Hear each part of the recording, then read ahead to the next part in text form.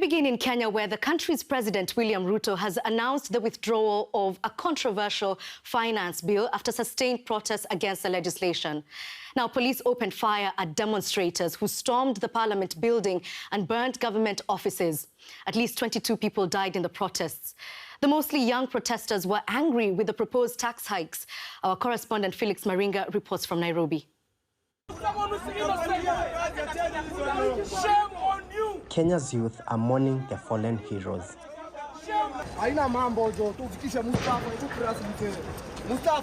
Even Kenya's parliamentarians have come to pay their last respects. The struggle goes on and on, they sing.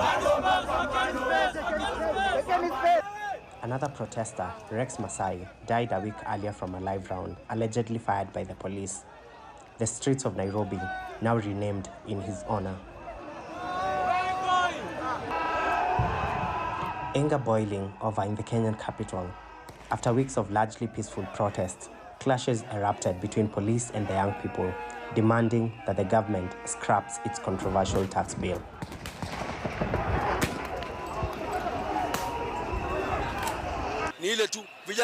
The young people are tired. They've seen their time has come and there's bad governance, and our tax is being used wastefully. They take our taxes, but we can't see where the money goes. We are experiencing challenges as youth.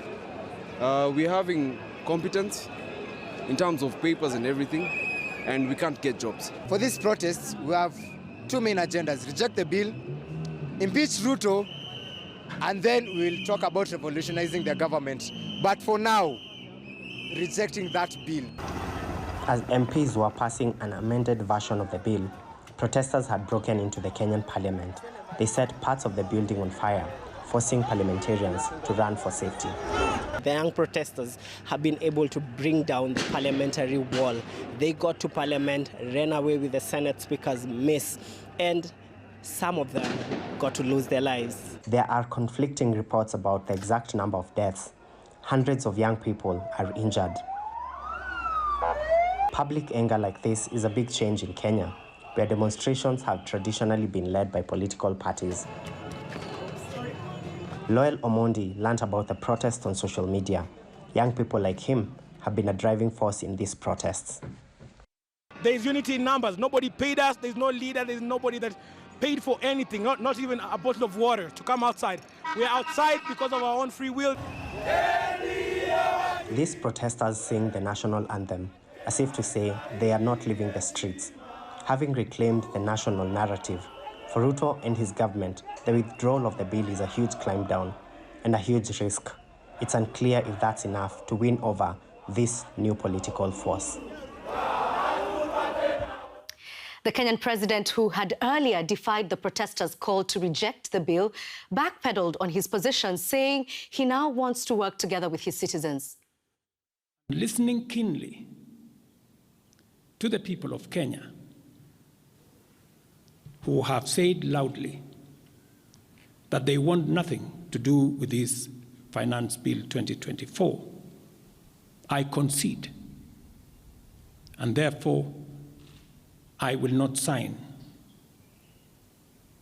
the 2024 Finance Bill, and it shall subsequently be withdrawn. And we can bring in Hussein Khalid, who is Executive Director of Haki Africa, a Kenyan civil society organization. He joins us now from Nairobi.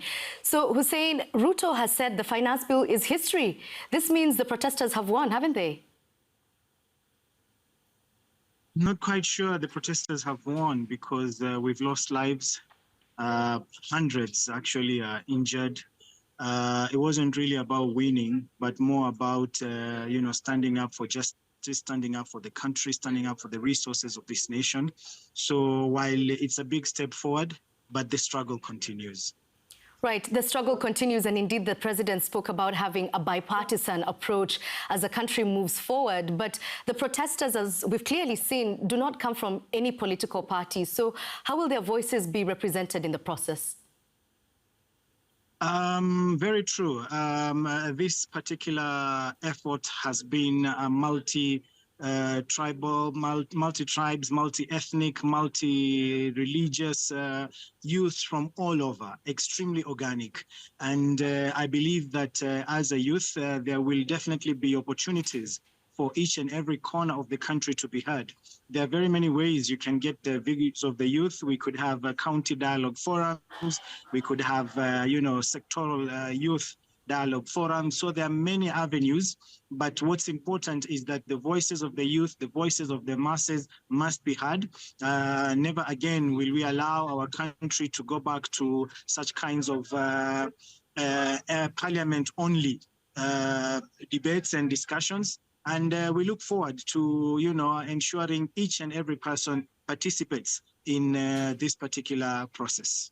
So speaking about a multilateral process, the President Ruto did say, or rather together with Parliament, tried to use the military to suppress the protests. And then we saw the judiciary restrict that. What does this mean for Kenya's institutions and its democracy? I think, first of all, it shows that as a country, we have our priorities wrong. Clearly, you can't be deploying the military. And then at the same time, during the same week, you are deploying police officers to another country. I mean, why deploy the military and send our police officers to another country? It doesn't make sense. But it also means that our judiciary, the institutions mandated by the Constitution to deliver on their mandates, are actually steadfast. They have stood firmly with the people of Kenya, and they have defended the Constitution. At no time should the executive deploy the military without the Parliament's approval. And the judiciary announced itself on that position. And this shows that, there is independence. We're still not yet at the ideal situation, but definitely we must acknowledge and appreciate the positive steps that we are making as a country in moving forward. And speaking of the police service, at the start of the week, you tried to speak to the police about detained protesters, and then you were held yourself. Now, is this just one example of how the government can weaponize the police service against democratic processes? Indeed, I think we have made huge strides in ensuring independence of our various institutions in the country. But unfortunately, the police still remain, a tool for use by the executive. The police have refused to change. The police remain largely a political tool to be used and misused by politicians. And we feel that, more effort, particularly in the dialogue that hopefully will be done in an open and transparent manner, the police have to be put in check. We are very clear. We are calling on the Inspector General of Police to resign from his position. He has shown that he's inefficient, incompetent in dealing with these kinds of issues in Kenya. And, moving forward, the spotlight is on the police. So you want the Inspector General and the leadership of the police to resign, but the young protesters want the president to go. So he's met one of their demands, but how safe is he? Well, as the young protesters said, the bone of contention was the finance bill. And, the taxes, they were just crazy. Yes, clearly, the president is in a worse situation than he has ever been. The jury is out on his leadership. And we feel that the time has come for us to ask questions.